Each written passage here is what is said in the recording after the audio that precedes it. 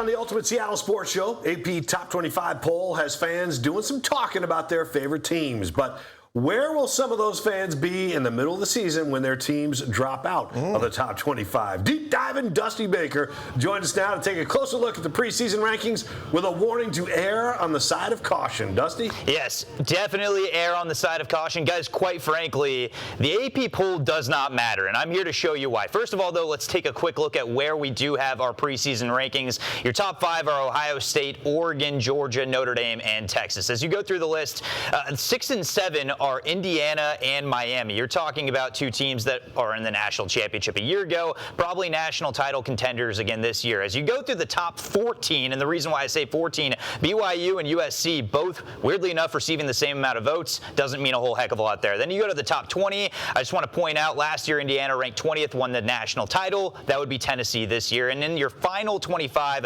of course, that's Utah, Iowa, Houston, Louisville, Missouri. Of course, Washington was ranked 17th overall. Some teams, though, that missed it, that had some votes at the very back end here. They were Clemson, Florida, Boise State, Arizona, TCU.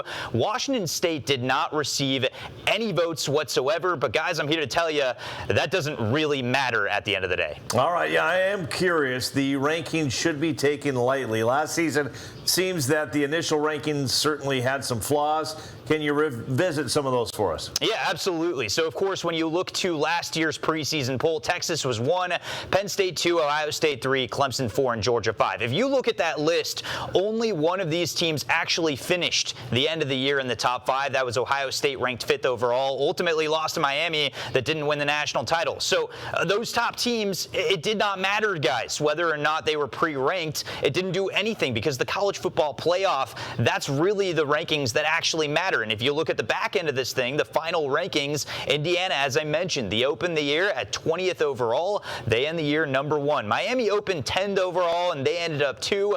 Ole Miss was slept on big time. Of course, a late run for them. They finished 3 after opening 21. Oregon ranked 7th. They had at least a little closer to where they were supposed to finish. They ended up at 4. And Ohio State, of course, as I mentioned, they finished at 5 after opening the year, ranked 3. But, guys, it really does not tell the full story. And I do want to point out that we're going to have a lot of hype around matchups where teams beat ranked opponents.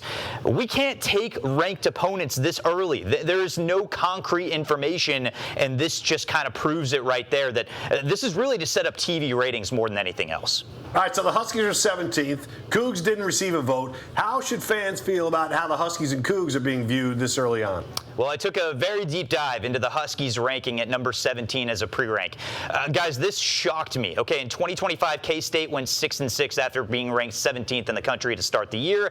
Okay, Oklahoma State, I should say, was 17th in 2024. They finished 3 and 9. TCU, a season I try to forget, 2023, they finished 5 and 7 after being ranked 17th. Pitt was 9 and 4. That was the best season out of any of the teams over the past 5 years. Pre-ranked 17th, as IU was 2 and 10. So teams pre-ranked going into the season as number 17 finished 25 and 36. So UW fans certainly hoping for better results than that this year. Once again, it tells that later in the polls, it just kind of is a feel for what teams might have more promise than anything else. All right, Huskies, Cougs have one thing in common. They both hate the Ducks. Ducks number 2. What are the AP voters seeing from Oregon right now to put them that high?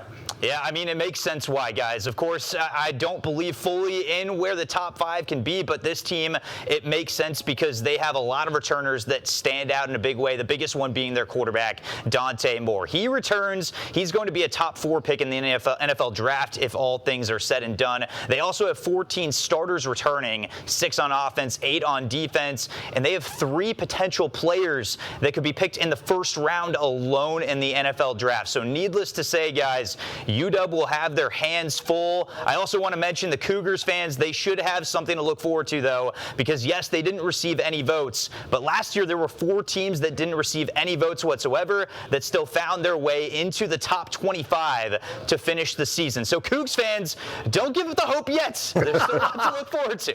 Man, that is a serious deep dive into the college rankings. Thank you, Dusty. We appreciate it.